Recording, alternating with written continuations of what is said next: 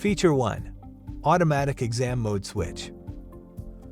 The default exam mode is set to Adult ABD, but if you need to examine the thyroid, place the transducer on the thyroid area.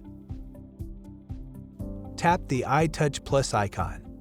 The system will automatically detect the thyroid anatomy and switch to the appropriate exam mode, while also optimizing image parameters for the best performance. This feature supports liver, kidney, thyroid, and carotid imaging. Feature 2. Automatic Image Optimization. Tap the iTouch Plus icon.